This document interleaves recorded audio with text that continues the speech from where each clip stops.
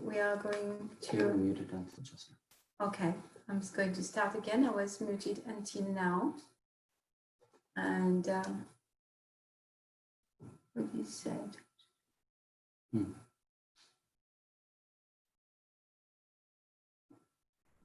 Don't read. Okay.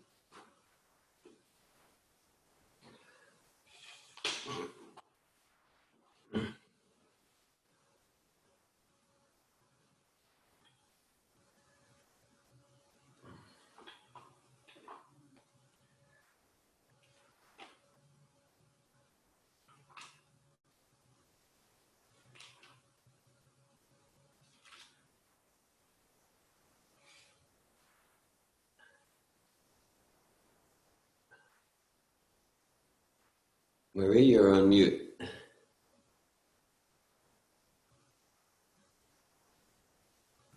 I was thinking you were giving the class, David. You're thinking I'm giving class? Yes. I'm ready to if you'd like.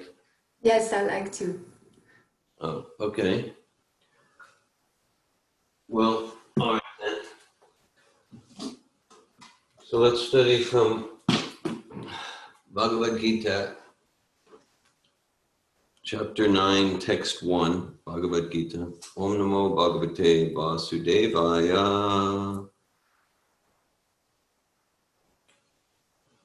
Om Namo Bhagavate Vasudevaya.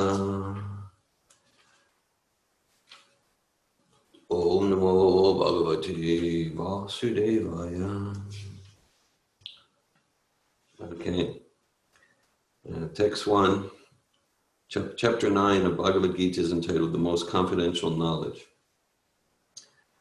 Shri Bhagavan Uvacha Idam Tu Te Guyatamam Pravakshami Anasuyave Jnana Sahitam Yatva Mokshase Ashubhat Shri Bhagavan Uvacha Idam Tute Guyatamam Vakshamyana Suyave Yanam Vijnana Sahitam Yat Gyatva Mokshase Shubhat Shri Bhagavan Uvacha Yam Tute Guyatamam Pravakshamyana suyave. Pravakshamyana suyave. Gyanam vigyana sahitam. Jnanam vijnana sahitam. Yadgyatva mokshase subhat. Yagyatva mokshase subhat. Shri Bhagavan uvacha. Shri Bhagavan uvacha. Yam tute guyatamam. Idam tute guyatamam. Pravakshamyana suyave. Pravakshamyana suyave. Gyanam vigyana sahitam. Jnanam vijnana sahitam. Yadgyatva mokshase subhat. Yagyatva mokshase subhat. Shri Bhagavan uvacha. Shri Bhagavan Idam tute guyatamam. Idam tute guyatamam. Pravakshamyana suyave. Pravakshamyana suyave. Jnanam vijnana sahitam. Jnanam vijnana sahitam. Yagyatva mokshase subhat. Yadgyatva mokshase Subhat. Shri Bhagavan uvacha. Shri Bhagavan Idam tute guyatamam. Idam tute guyatamam. Pravakshamyana suyave. Pravakshamyana suyave. Jnanam vijnana sahitam. Jnanam vijnana sahitam. Yagyatva mokshase subhat. Yagyatva mokshase subhat. Shri Bhagavan Uvacha. Shri Bhagavan uvacha. Tute guyatamam. Idam tute guyatamam. Pravakshamyana suyave. Pravakshamyana suyave. Jnanam vijnana sahitam. Jnanam vijnana sahitam.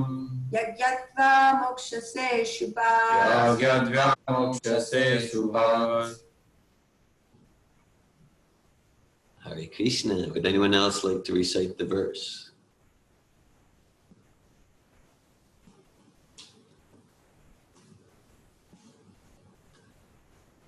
If not, we'll go to the word for word.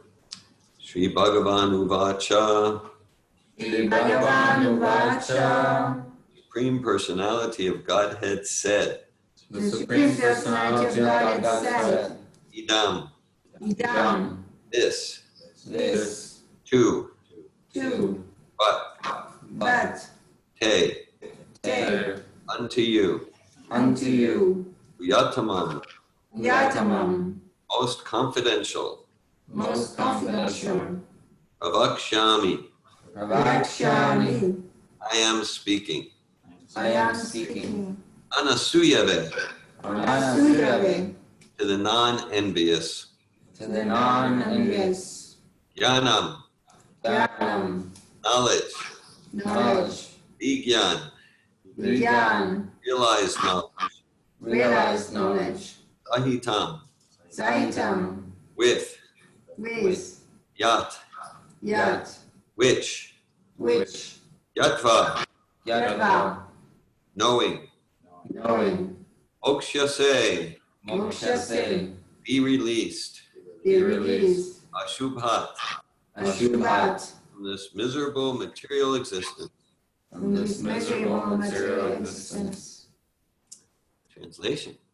This is Krishna speaking to Arjuna. The Supreme Lord said, "My dear Arjuna, because you are never envious of me, I shall impart to you this most secret wisdom, knowing which you shall be relieved of the miseries of material existence."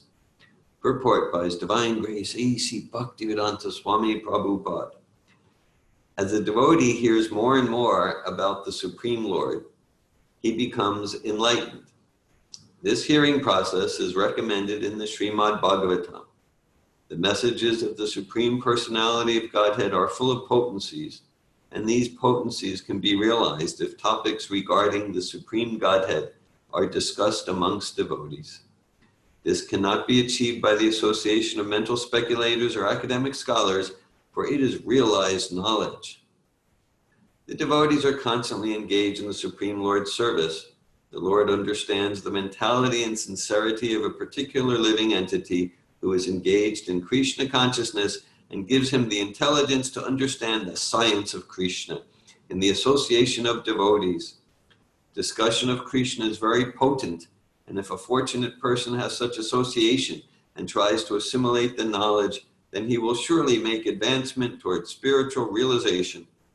Lord Krishna, in order to encourage Arjuna to higher and higher elevation in his potent service, describes in this 9th chapter matters more confidential than any he has already disclosed.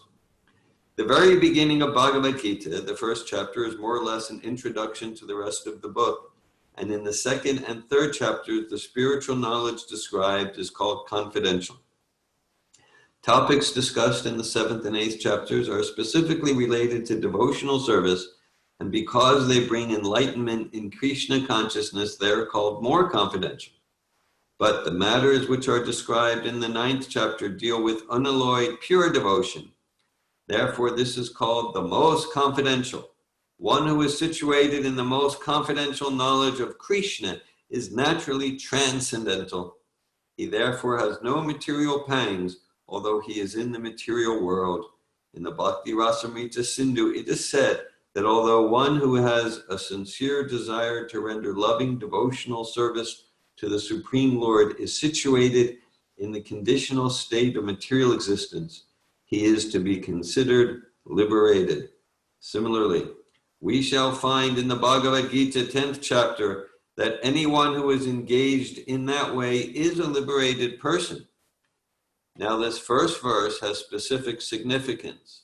Knowledge, idam jnanam, refers to pure devotional service, which consists of 9 different activities: hearing, chanting, remembering, serving, worshiping, praying, obeying, maintaining friendship, and surrendering everything. By the practice of these 9 elements of devotional service, one is elevated to spiritual consciousness, Krishna consciousness.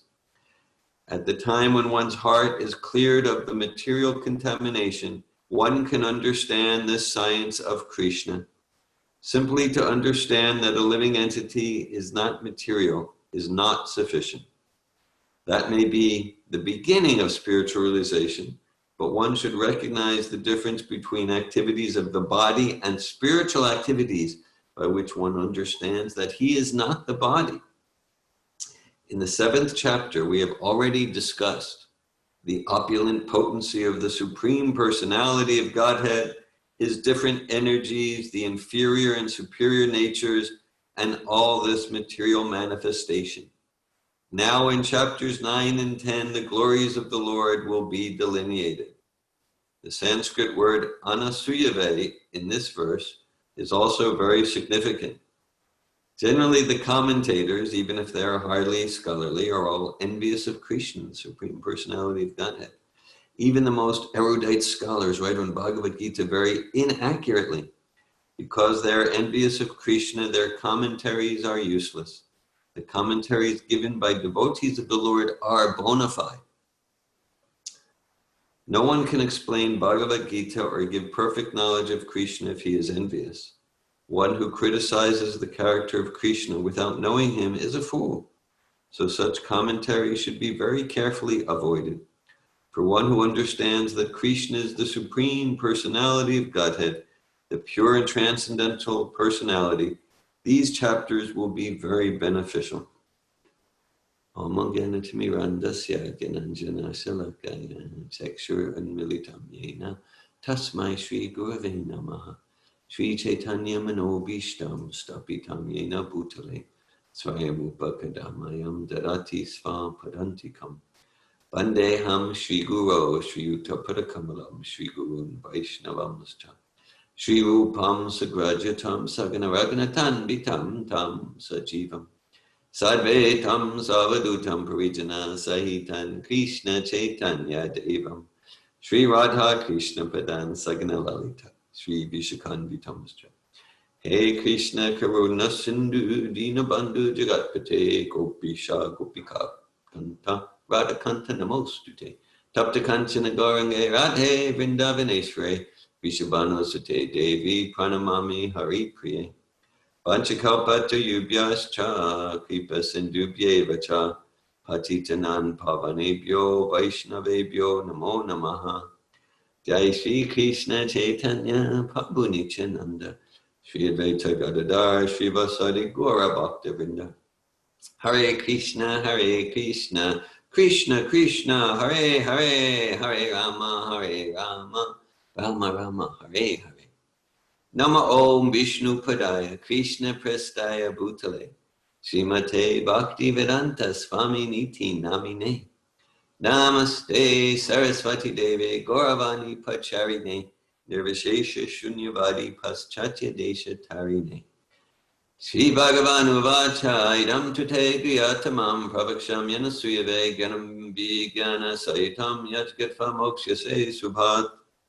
The Supreme Lord said, my dear Arjuna, because you are never envious of me, I shall impart to you this most secret wisdom, knowing which you shall be relieved of the miseries of material existence. So we often talk about like a spirit of discovery, and that the nature of the soul, the nature of the spiritual self is to always grow in knowledge. And that's why we'll sometimes say, what are the three most dangerous words in the English language? And we go to, I know that, because that shuts down the spirit of discovery. And as so Krishna is talking about eligibility to receive this sublime transcendental knowledge. In the 4th chapter, it's described in Bhagavad Gita. There's nothing so pure and sublime as transcendental knowledge. It is the mature fruit of all mysticism. And so to qualify ourselves to receive it, there's a particular mentality, there's a particular consciousness, a humility of heart that's required. Not instead of intelligence, but in order for our consciousness and intelligence to be prepared to understand. And that's true in any field. Let's say if we have a music teacher or a physics teacher or a mathematics teacher, and our mentality is simply cynical, shut down, trying to find fault, and just say anything he or she says, it's just like, you don't even know what you're talking about, or like that. Okay, well, we're not prepared to receive. So the mentality, tadviti pranipatina prapashnina sevaya upadekshanti te ginam ganinas tatvadarshina, that we approach a teacher with humility, and with a spirit of ready to ask questions, right? Ready not to blindly accept, but to ask questions in a spirit of trust and respect, and the anasuyave, and in the spirit of non-enviousness, and prepared to serve, and prepared to serve. And so that's about like this whole process of bhakti. It's an epistemology. It's a way of knowing based on service, and that we serve. And then, because this Bhagavad Gita, Srimad Bhagavatam, all of the vibrations from Srila Prabhupada, they are self-revealing. That yes, all these words are conveying and communicating truths, and the words themselves are non-different from the truths they reveal. And for us to realize that requires an attitude of bhakti, of service. So Krishna is saying non-envious, and Prabhupada comments on that in the purport, that because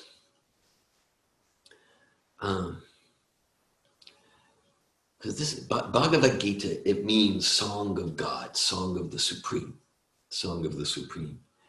And so if we're entering into Bhagavad Gita, where our mentality is, I want to be God, rather than I want to be a servant of God, then we're limiting what we'll understand. And Prabhupada's commenting on the commentators who they're trying to comment on Krishna's Bhagavad Gita, but taking Krishna out of it, removing Krishna from it because of envy in the heart. And envy means like, you got something that I want, or you got something that should be mine. So sure, if we look in the Vedas, or pretty much any revealed spiritual literatures, Old Testament, New Testament, the Islam, Buddhism, sure, if we look in the Vedas, there are places where it describes the oneness of the Jiva and Brahman, the oneness of the Jiva and Brahman, Jiva and God, you might say. But that's only to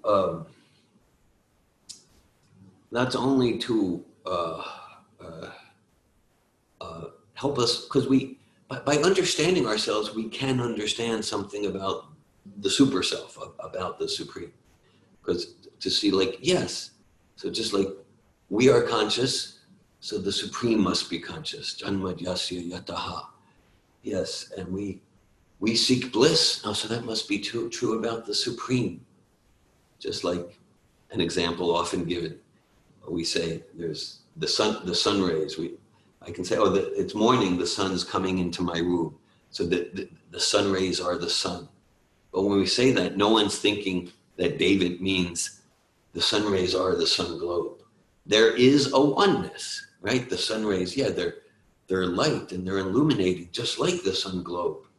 And they give off an effulgence and heat, each photon of sunlight. So there is a oneness, but clearly there's also a difference. They're not completely the same and they're not completely different.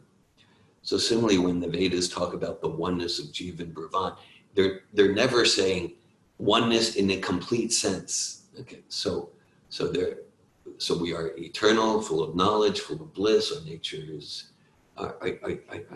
to go for happiness. Our nature is to relate personally. So that's all true about the supreme personal Brahman. Vedanti tat tattva vidas tattvam yajgan madhvayam brahmeti pramatmeti bhagavaniti shabdite. That learned transcendentalists appreciate and realize God, the absolute, primarily speaking, in three perspectives: Brahman, and the Lord in the heart, Paramatma, and Bhagavan, the Supreme Personality of Godhead. And Bhagavan is the source. The personality of Godhead is the source of all the energies. Okay, and so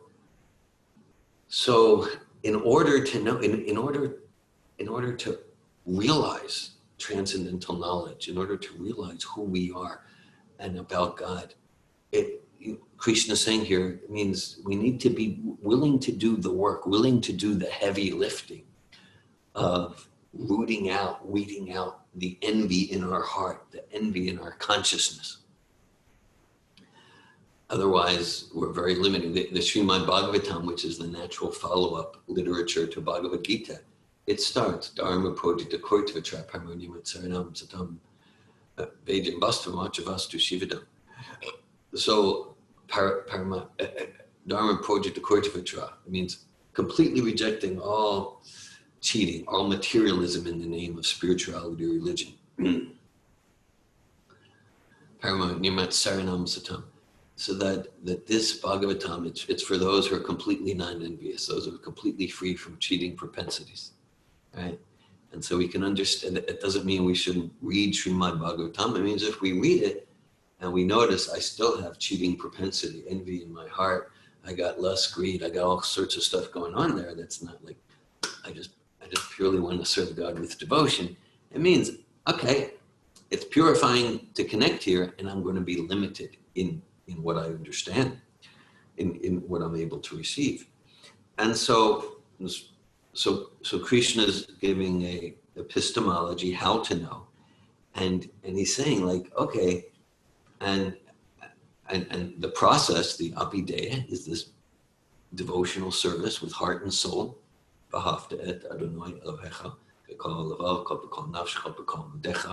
That's Hebrew from the Old Testament. It's really like the Maha Mantra from the Old Testament in the biblical Hebrew. Thou shalt love thy Lord with all thy heart, all thy soul, and all thy might. And then the result, one result Krishna is telling to Arjuna, one result of getting this knowledge and engaging in bhakti is you'll be relieved of the miseries of material existence. And so, yeah, kind of like if we're, we use this term a lot, experience our experience, experience your experience, experience my experience. So that's not just about like feel your feelings. The idea is if we're paying attention and we're present and we're experiencing our experience and we're not numbing ourselves, then we'll get like this material existence is miserable. How can you say it's a beautiful world? There's truth to that.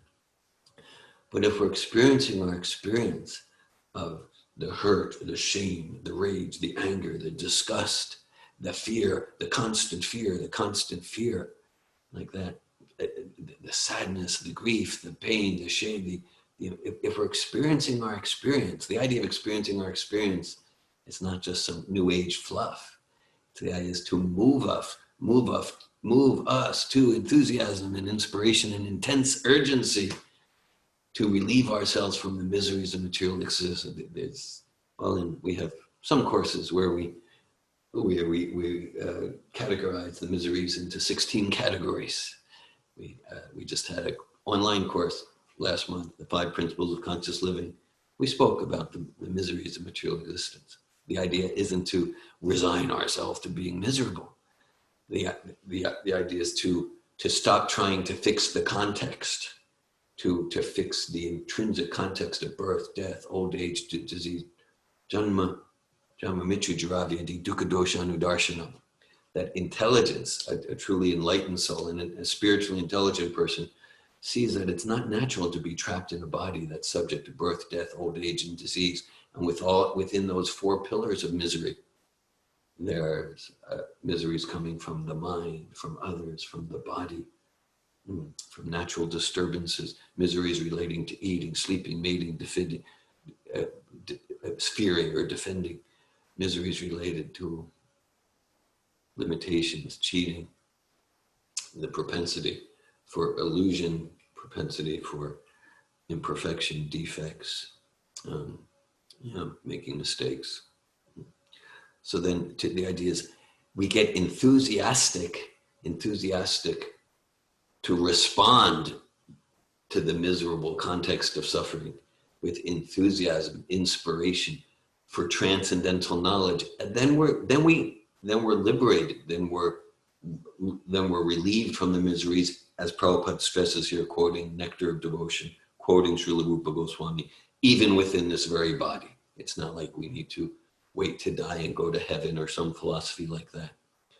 But we realize that Om Purnamadaha Purnamidam Purnamudachyate Purnasya Purnamadaya Purnameva Vashishyate. Yes, okay, the miseries of material existence. I'm not good. We often quote Srila Bhaktisiddhanta, the world stands in no need of any reformer. Right? Everyone has the highest guidance within. Okay, we spoke about, just yesterday we had PPTC coach training. We talked about all the methods, all the skills, all the principles are about supporting others and ourselves to connect with that highest guidance within. And taking shelter in that internal energy, Mahatmanas tumam parta devim prakriti mashuta bhajanti nana manaso gatva bhutatim avyayam. That's a true Mahatma, true great soul takes shelter in the internal energy of Sri Krishna, the personality of Godhead, in devotional service. And what do? What's the Abhideya? Satatam kirtyantu mam yatantas chajuta vrata namasyantas chamam nityam nityayukta upasyate. Kirtan, satatam kirtyantu mam. Always doing kirtan, hearing, chanting, engaging in, there's 9 categories of service to God with hearing and chanting. Kirtan, japa, hearing, chanting, Bhagavad Gita. These are foundational processes. And then we respond to the material context with full dedication to self-realization and developing our love for God and realizing that we are not intrinsically part of the context. What a relief that is. What a relief that is. And then the world's truly a beautiful place. Then the world's truly a beautiful place, because then we're seeing the opportunity for Krishna consciousness and self-realization in every facet of material existence. Lacking that, then we're trying to manipulate the material energy to show up in such a way, then I'll be happy and fulfilled. And that's always that's always frustrating. That's always frustrating. And so Krishna speaks here about jnanam and vijnanam, knowledge and realized knowledge. Just like I can say, I know physically, emotionally, spiritually, it's not good for me to overeat. I know that. But let's say if we were to follow David Wolf around for a week, does he really know that? Does he really know that? Because our actions reveal our actual realization. Like oh wait, no, smoking is bad for you. Smoking is bad for me. Okay, well, if I'm smoking, then it means I haven't realized it. So knowledge is important. Jnanam vijnanam astikam. Knowledge is important. And more important is realized knowledge. And so as we practice this process, practice humble devotional service, we get realized knowledge of the inherent miseries in material existence. Material existence means existence where I am forgetting who I am as a spirit soul. I'm forgetting my relationship with God, with Sri Krishna, and trying to be happy and fulfilled and peaceful and powerful and lovable in that. And realized knowledge means that's like trying to be fulfilled in some dream life, whether it's a good dream, flying like a bird or living in a palace or whatever, or a bad dream, I'm being chased by a monster. There's no fulfillment in dream life. And so realized knowledge means, yes, I'm dedicating myself to realizing who I am as not this body, a spirit soul, and to serve Krishna with love and devotion through his pure devotee, Srila Prabhupada. And that's realized knowledge. So the verse is Shri Bhagavan Uvacha Idam Tute Dviyatamam Prabhaksham Yanasuyave Gyanam Vigana Saitam Yajgatva Mokshase Subhats. Krishna says to Arjuna, the Supreme Lord said, my dear Arjuna, because you are never envious of me, I shall impart to you this most secret wisdom, knowing which you shall be relieved of the miseries of material existence. Hare Krishna. Thanks for listening. Thanks for your attention. I'm glad to engage in discussion and to hear your realizations and any questions you want to ask. Hare Krishna. Hare Krishna, David, I have a question. Yeah. So near the beginning, you gave the analogy of, okay, well, we seek happiness or we seek bliss, so that must be in the Supreme Person as well.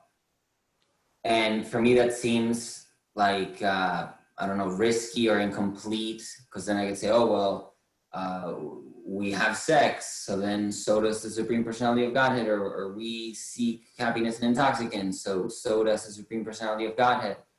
So how do we apply that principle, like how to make the distinction between like when that applies and when it doesn't? Because it seems to me like it's not always true. Whatever we do, Krishna also does. Well, thanks for that question, Esai. Thank you. Yes, well, yeah, so the philosophical principle is janmadhyasya yataha. What exists in the effect must be there in the source, in the cause. Okay, so that's the principle. So we seek sex and like that. Okay, so means, okay, but so that's the principle. So the principle is we're seeking happiness, enjoyment, gratification. It's a good example, the sex example. In the purport to the first verse of Srimad Bhagavatam 1:1:1, Prabhupada quotes Vishwanath Chakravarti Thakur, and he uses the term pure sex psychology. So, right, so that desire for romance, sex, so it's a desire for enjoyment, for bliss, for intimate relationship. Yes, so that's there in the Supreme. That's the basic principle, that's there in the Supreme. Now, when we're in forgetfulness of Krishna, then our endeavors for enjoyment, bliss, sex, friendship, money, knowledge, our endeavors take like a shadow form. And so we want to distinguish the shadow form from the real form. Again, an analogy similar to the dream analogy, just like, okay, let's take the video game or the virtual reality metaphor, which is, I think, a very good metaphor here. So let's say in a virtual reality, I've personally never been hooked up to one of those things, but I think I get the idea. So in a virtual reality, well, it's like, it's all there, right? You might have your romantic partner, and you have your friendship, and you have your competitors, and you have, and you might take a walk in the park, and you have your economic situation. It's this whole other world. It's this whole other world. And that world, it's a shadow reflection. Yes, well, if you unhook from the machine, there's real trees, and there's real romantic relationships, and there's real sports. You can play tennis and golf and football, but you don't need to do it in that shadow thing like that. And even enemies, right? Like you can deal with your real business opponents or get into a real wrestling match. You don't need to do it, in this little machine. That's just the shadow. So similarly, the whole material world, it's like a virtual reality. So we can even see our propensity for fighting, our propensity for sex, for romance. So it means that though, just like in the virtual reality, everything there, it exists in the actual world outside of the virtual reality. So similarly, in what we're calling the actual world, this is actually the dream world. So, but everything that's here exists in its pure form, not in the shadow form. So we like to relate. We like to relate, sometimes to fight, sometimes to have romance, sometimes to have friendship, and sometimes to have parental relationships and social relationships. Right, because that's all there in the pure form in Krishna, in our source. So we want to get what's the essential, the essence of what I'm going for here in reading the sports page, in following what's happening in the political world. What's the essence? Oh, I'm going for knowledge. That's why I want to look at the stock market. I'm going for knowledge. I'm going for power.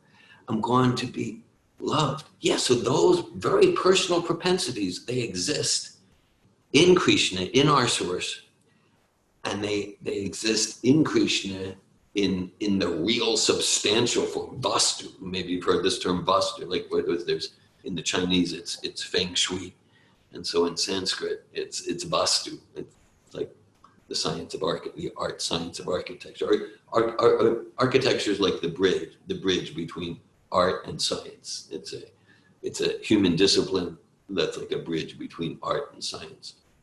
Okay, so Vastavam. So right in the beginning of Bhagavatam, Vastavam Achas Vastu, but Vastu Shivadam talks about Vastu. The actual substance is in Krishna's relationships, and we can enter into that actual substance by unplugging ourselves from this virtual reality and getting in and serving the actual substance. Serving, yes. Not trying to acquire knowledge to control and enjoy, but serving knowledge, serving the absolute truth. And so we want to distinguish what's the essence, and that essence is there in its pure substantial form in our source, in Krishna. And then what's our shadow attempts at getting the essence, and that's like the virtual reality. Does that respond to your question? So the sense that I was able to make of it is like, okay, for sure the essence of something. So like if in sex I'm seeking happiness, or if in reading whatever I'm seeking knowledge, the essence is always there. though not necessarily the particular strategies that we might try to pursue those with. Right, yeah. Right, yeah, because our strategies are part of the shadow virtual reality. But the essence is there, and but in the source, in the personal source, correct, in the pure substantial form. And so the essence of fighting, the essence of expanding knowledge, the essence of romance, like that, the essence of music, the essence of dancing, correct. Turn to Malini, because she might have extra commentary. I was thinking like we experience even they are all a perverted reflection of what's in a spiritual world. So even like if we look at envy, we spoke about envy today, and I was thinking, okay, what's the way to devote envy? Because everything can be devoted in the service of Krishna, and envy is the one we are speaking about, and that's what keeps us away from Krishna. And so what's the form of the envy in the spiritual world, for example? Well, it's spiritual competition. There is competition, and it's like, how can I please Krishna more? That's a way to devote all parts. So everything that all our urges, all our desire, our activities, they are all perverted reflection. They all come from Krishna. Where else could they come from? And then they are like perverted reflection in the spiritual world. Even like plotting, there's so much plotting with Krishna and his devotees. They're plotting all the time to find ways to serve him, to find ways to make him happy. Yeah, that makes sense. Sort of. Thank you. Sort of. What's missing? Well, I guess like it doesn't entirely make sense. For example, like okay, when I think of like the regulative principles or like intoxication, like it doesn't make sense to me how there's a place for that, or like how that fits in the spiritual world. Yeah, well, there is stories. There's a story once about Balaram. Lord Balaram was the first expansion of Krishna, and he was drinking so much Varuni that he became completely intoxicated. He was so intoxicated that he had an altercation with the Yamuna River, and he was so like, "Come here right now!" And the Yamuna River was thinking, he's just drunk. And then she didn't realize that really it was the Supreme Personality of God and was giving her order. And then when he started to get her with his plow and bring her back, she's like just surrendered very quickly. So even intoxication is there.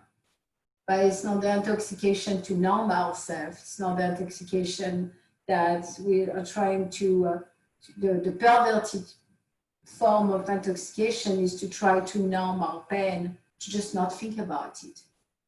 And the intoxication of the spiritual world is enhance the pleasure of the Lord. Yeah. So all the four little principles, the urge for them that we have come from Krishna. And then the activities themselves, they're just perverted shadow. Like I say perverted reflection, David used the word shadow. It's shadowy. It's in the darkness. So same thing with like meat eating. There's meat eating in the spiritual world. There is meat eating in the spiritual world. Well, it's not the activity itself. The meat eating probably is connected with something in the spiritual world that is at the essence of meat eating. I don't know what it will be. Maybe, dear Govinda, you have an idea of that. Well, the idea is there's a lot of enjoyment of eating in the spiritual realm. And of course we have the prasadam experience here. And so that there's enjoyment of the eating process, dovetailed in service to Krishna and what forms it takes. Because the idea is to unplug from the shadow, virtual, distorted reflection reality, from the virtual, to unplug from the virtual reality, and to immerse ourselves in real life, in our real life, real substance. It means we need to decrease the agitation of the mind and senses, and that's what the regulative principles are about. We need to decrease the agitation of the mind and senses, so that we're peaceful enough to unplug and enter into the real, into the substance, and enter into the substance. So the regular principles are like, yeah, so if we want real dancing, then we need to follow some principles to unplug from the shadow dancing.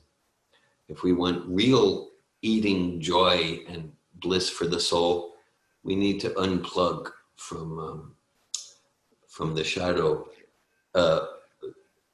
attempt at eating pleasure that just disturbs the mind and senses, and then we're just not peaceful enough to enter into the real substantial life of the soul. So as far as what's the like, we can take different parts of the shadow. Okay, so like, okay, there's human forms in the spiritual world. Okay, there's cow forms, and the cows here, that's just the virtual reality. We can go and say, okay, well, so you're saying there's cockroaches in the spiritual world? No, what I'm saying is I don't know what the pure form of everything is. As we unplug from the shadow reality and get more and more into serving the substance, we get realization. We get realization of, oh, what's that pure form? That's the source of cockroaches in this world. So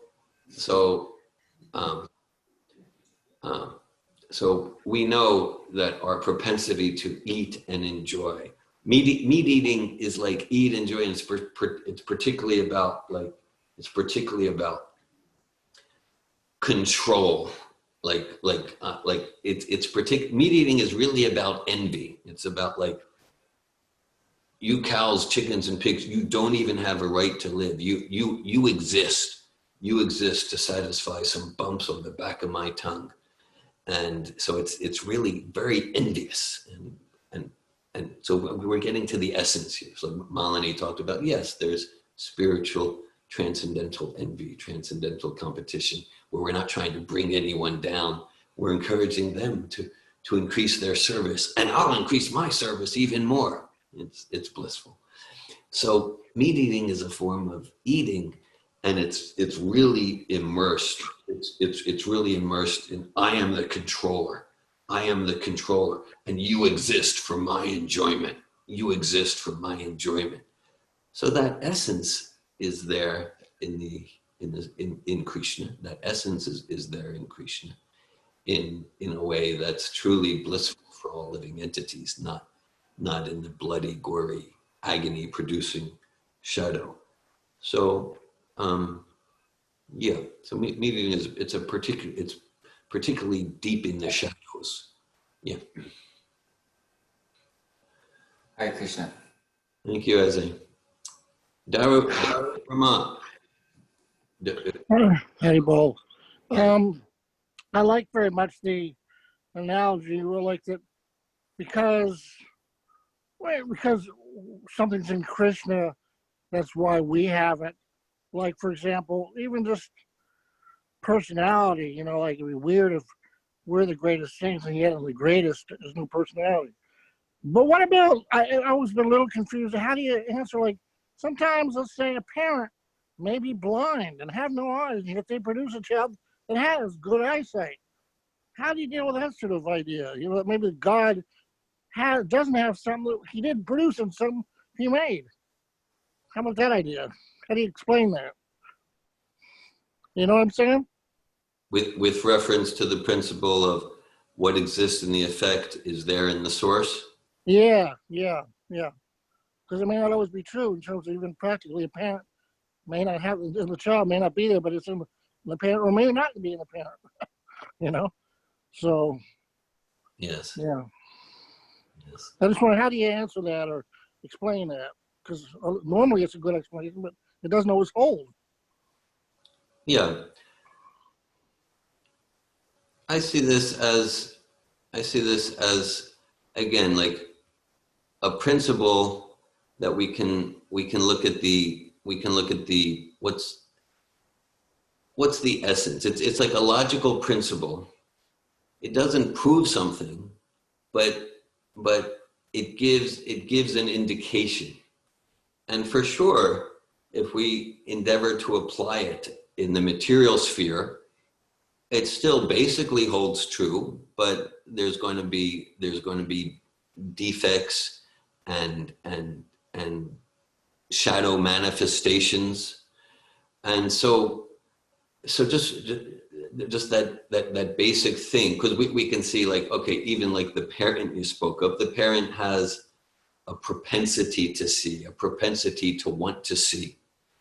Okay, maybe the physical contraption is more developed in the child, whether it's sight or music or like that, but still the propensity to see and to want to see, and to, again, the propensity to acquire knowledge through the senses. And maybe the parent's one sense is weaker than the child's, but the idea is to acquire knowledge through hearing and seeing. That's there in the parent, that's there in the child. Yeah, the details might be different. So I like your example, because that's the example most used by Prabhupada. That basically we have personality. How can we deny personality to our source? Only if we're envious do we do that, but it's not rational to do that. Thank you, Dhira. Thank you. Thank you.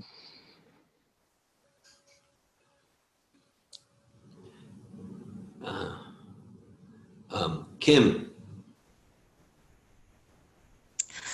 Hi, Krishna. One thing I noticed, well, it talked a little bit in the purport about the 9 processes of devotional service, and it mentioned friendship. And I'm assuming that they're talking mostly about friendship, having a friendship with Krishna. But I wondered if Prabhupada also ever brings that process to the friendship with devotees as part of the process. And if that's, I don't know, very significant and important part of the process also, if it's brought out by Prabhupada. In the Vedas, we have so many stories of wonderful friendships between Krishna and his devotees. They're so beautiful, and they show what real friendship's like. But I just wonder if it's just as important to have those beautiful qualities between friendship with devotees, and if it's mentioned much. It is, and the basic answer is yes, and I appreciate where you're going with your comment and question. It was about 2 weeks ago, Dr. Patrick gave this beautiful class, and right here, a morning program, and Dhira Brahma was in tears from Patrick's class, and it was very moving. And and Patrick described about the amazing friendship between Sudama Brahman and his friend Krishna, their friends since childhood, and Patrick narrated the story. So that it's described by, Prabhupada often quotes Rupa Goswami, that about exchanges of love between Vaishnavas, exchanges of love between persons dedicated to self-realization and developing love of God. And what Guyam Akiti Prichati, it's 8 syllables in Sanskrit that so much defines everything we attempt to do in Sapphato. Guyam Akiti Prichati, which means real spiritual friendship. In real spiritual friendship, we create a space, a sacred space that's a safe place to reveal the mind and heart in confidence, and to inquire in confidence. And then that's like, I'm reminded when Prabhupada would sign thousands of letters, he would sign letters, "Your ever well-wisher." Your ever well-wisher. So that's real friendship, that we're truly dedicated to support each other in Krishna consciousness, in self-realization, in distinguishing reality from illusion, in lovingly helping each other see our self-deceptions and the weeds in our heart and the envy, supporting each other, in glorifying God, achieving the real goal of human life. So, particularly in the writings of Rupa Goswami given to us by Prabhupada, they emphasize so much about sweet, loving exchanges, truly friendly exchanges between devotees. It's described, Suridam Sarva Bhutanam. Krishna is the best friend of all living entities.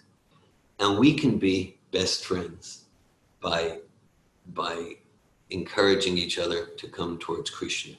And so that's described, it's that true association, true spiritual friendship. That's a key, that's a foundational element of bhakti yoga.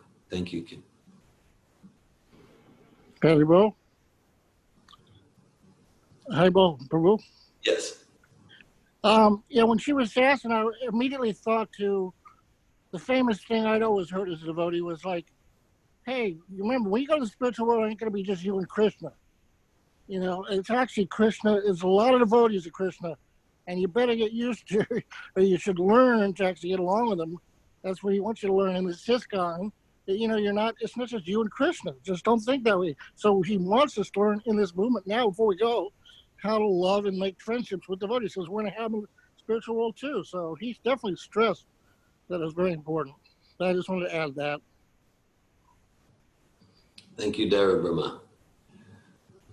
Kim, did we respond to your question? Yes, I guess the only little thing is I'd say, so when Prabhupada says the 9 processes of Devotional. Devotional service. So would you say that he is also speaking not just of your friendship with Krishna, but also with your friendship of other devotees as part of that devotional service, as one of the 9 processes? Yes, that's my understanding. Yes. That's my understanding. Yeah. So it just bringing it to a level that it's important. It's really important, and we need to remember it's important. And that Krishna gives us wonderful examples of how to be a great friend, which I think is such important information. Anyway, I'm sorry. Yes, thank you. Thank you very much. Hare Krishna. Hare Krishna. Thank you, Kim. Any other comments or questions? Yeah, it just reminded me that that verse you quoted, the Guyamak Prichati, that's what the six ways of showing those occasions. And therefore, I'm putting it out there. Make me some carrot cake, somebody. Show me your friendship. Don't be just talking. Do some practical for me. Show me you love me. Make some carrot cake. Somebody. God bless you. Hare Krishna. But Bhakti Keith, you had a question or comment? How are we supposed to move from, like, we hear all these things from Gyan to Vigyan to, like, realized knowledge? Because it seems like try to put it into action, but then there's no Real heart in change. it. Yeah, it's like, okay, do it, and then you'll get the feeling. Okay, so you try doing it for a while, and then the feeling doesn't come. So then you're just like, well, why am I doing this? So what's the missing thing there? And sometimes Prabhupada quotes the verse, there's that series of verses in the 2nd chapter of the 1st canto of Bhagavatam, starting with association, Shushusho Shabdanasya Vasadevasa Kataruchi Shenmahat Seveya Vipra Punyatirtani Sevana, and going through hearing and chanting Shinvatam Svagada Krishna Punya Shravan Kirtanam. And then it goes to that and even Prabhupada kind of refers to that here, that the messages of the Supreme Personality of Godhead are full of potencies, and these potencies can be realized if topics regarding the Supreme Godhead are discussed amongst devotees. This cannot be achieved by the association of mental speculators or academic scholars, for it is realized knowledge. Evam prasana manaso bhagavan Bhakti Yogata Bhagavat Tattvajigasa Mukta Sangasya Jayate, that when Bhakti Yoga, when situated in goodness, situated in pure goodness, then one achieves positive scientific realization of the personality of Godhead in the stage of complete liberation of all material activities. So then, like, we give ourselves to the process and then we get realization.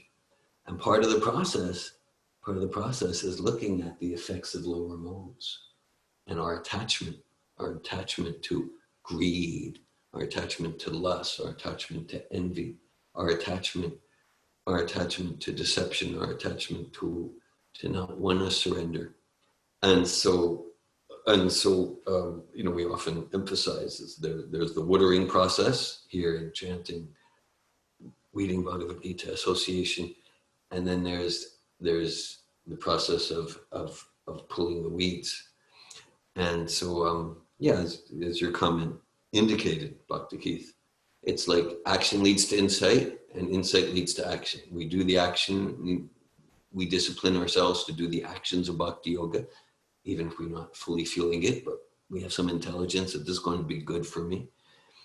And then that leads to some insight, some realization, which leads to greater enthusiasm to engage in the process. And Prabhupada often talks about, like, if we're committing offenses, if we're retaining weeds if we're retaining weeds, material attachments, and not consciously pulling those weeds, then those weeds will start to grow, or they'll continue to grow, and they'll strangle the flowers. They'll strangle the flowers of devotion. So I get to look at that. Okay, if my realization is very slow, then where is my surrender really slow? Where is my surrender really slow? Thank you. Laura. I'm just thinking, hearing Keith, and I remember in a morning program before, it's like talked about the being in that. Like, I feel like the be do have in that would be accepting where you're at, or like accepting where I'm at. And then from there, I can do the actions with the being disciplined, and then realization will come. But without the acceptance, if I'm just like, oh man, this is really slow, this sucks, sorry, my neighbors are coming outside, then there'll be less realization because there's no acceptance or no humility to accept where I'm at. Thanks for that, Laura. Yeah, we're not experiencing our experience, and maybe we're on some spiritual ego trip. I should be here, and then we're not starting where we're at, and then we're never gonna really process what's happening for us, because maybe we have some image that I should be here. So this is so much about this process. Is so much about it. Third chapter of Bhagavad Gita, Krishna says just that. He says to Arjuna, he literally asks the question rhetorically, what can repression accomplish? Don't be a pretender. Start where you're at. Start where you're at as a joyful foundation to continue to progress in consciousness. Thank you, Laura. Bhagavad Gita ki jai. Srila Prabhupada ki jai. Hare Krishna.